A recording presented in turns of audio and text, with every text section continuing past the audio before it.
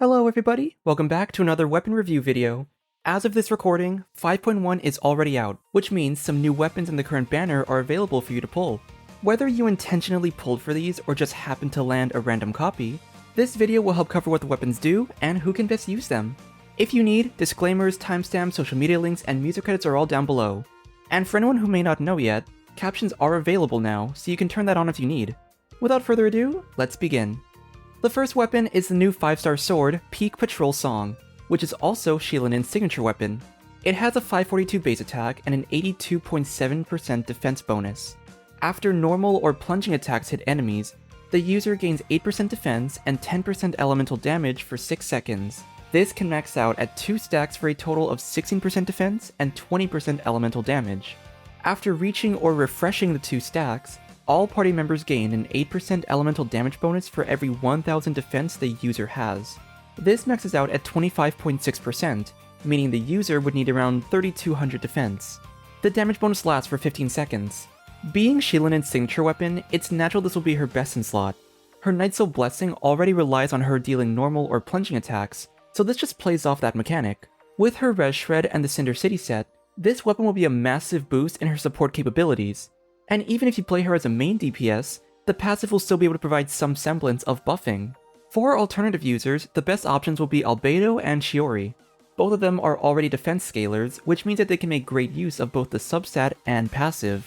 Because the conditions for getting stacks are incredibly easy to maintain, you can keep them on field for a few extra seconds to get the stacks, and occasionally quick swap into them to maintain the bonus.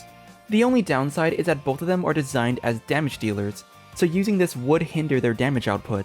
But if your goal is using them more as a DPS support hybrid, this weapon will work perfectly. While other sword users can also stack the passive pretty easily, maximizing the bonus means building full defense, which they really don't want to do. You can run these builds, but it means completely wrecking their other potential. With that being said, there is one other non-defense scaling character where it might be worth using this sword on. I can't believe I'm saying this, but I pulled a Chi-Chi. I pulled a Chi-Chi. yeah, in some weird niche way, this works on a defense Chi-Chi. While she's an attack scaling healer, her multipliers are incredibly low, so having lower attack stats doesn't affect her healing as much as you might think. The real value is her high frequency of healing ticks, and because you'll likely be overhealing anyway, it's really not a big deal if your output is much lower. As a side note, her base defense is the 4th highest in the game, so defense percent bonuses give more bang for their buck. I know it's a bit of a meme build, but since healing is her only form of utility at the moment, it's a reasonable consideration to give her this weapon for the sake of extra support potential. So that's it for the 5-star weapon, let's move on to all the 4 stars next. Staying on the swords, let's talk about Sturdy Bone. It has a 565 base attack with a 27.6% attack bonus. For its passive, sprint and alternate sprint stamina consumption is reduced by 15%. I'm pretty sure this is the first we're seeing of exploration power creep on a weapon passive. But for combat, after using a sprint or alternate sprint, normal attack damage is increased by 16 to 32% of the user's attack. This lasts for 18 hits or 7 seconds. A pretty straightforward passive, and it's super easy to maintain. If you're like me, you might do sprint cancels to iframe attacks or skip attack animations, which definitely keeps stacks up. For the best users, attack scaling normal attack DPSs are your best bet. I think my top 2 are going to be Ayato and Clorinde, since their kits focus on that damage type. To a lesser extent, Ayaka and Keqing can also use it pretty well, but I'm less inclined to recommend it since their other abilities also play a big role in their damage output, which the sword won't buff. And I can't believe I'm saying this again, but I pulled a Chi-Chi. here's the thing. If you're looking to maximize Chi-Chi's healing, whether it's for supporting Furina or getting the clam damage procs, you have to play her on field. And if you play her on field, you're going to be using normal attacks. So if you want to get some more damage in, you could run this weapon on her. The base attack and attack substat help her damage and her healing.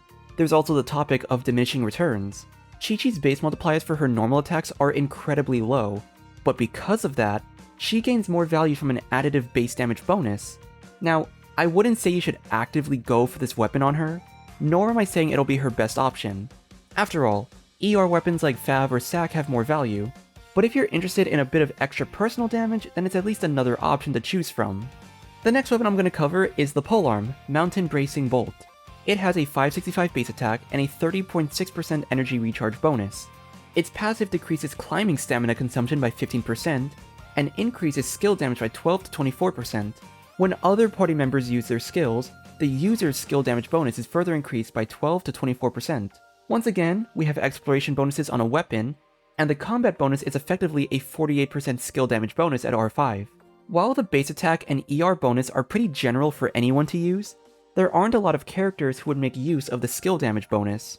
Some DPS characters like Xiangling or Raiden use their bursts as their main damage source, while others like Xiao and Arlecchino focus on using their various basic attacks. I would say the best user is going to be Kachina. The ER helps her burst on rotation, but her main damage source is from her skill. 48% is a pretty hefty boost in her damage output, especially when you already have her on Cinder City, which is another 40% on top of that. And since her whole niche with exploration is climbing, the 15% climbing boost will also help you to manage your stamina consumption. If you need another incentive, it is her cannon weapon. So, you get a nice 2-for-1 deal in both lore and meta.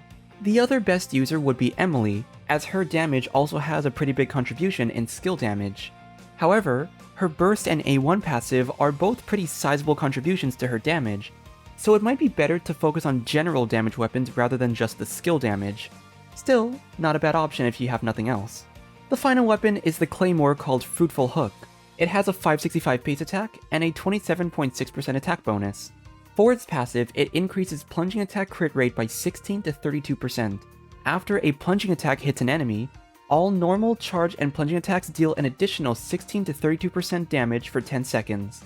This is one of the few weapons we've gotten that is primarily focused on plunging attacks. For viable users, anyone can use it as long as you have Shen-Yun. Her ability to enable high jumping allows anyone to become a plunge DPS, which will be great for the crit rate and damage bonus. Outside of her, we don't really have many options who can use it. A Dragon Strike Diluc playstyle can get plunges in, which will activate the passive, but that's a pretty advanced technique that most players can't do, myself included. So if you're looking at the most reliable character, our boy Gaming is the best one. Despite his skill being a skill, the damage he deals is considered as plunging attack damage, which means he can use the passives. And since his whole shtick is plunging attacks, this weapon will be one of his best options for personal damage. Alright everyone, that's gonna do it for this video. If you enjoyed, consider leaving a like and subscribe to support the channel. Let me know in the comments what you think of these weapons, whether you'll be pulling for them, and who you plan to use it on. Thanks again for watching everyone, and I will see you all next time. Bye!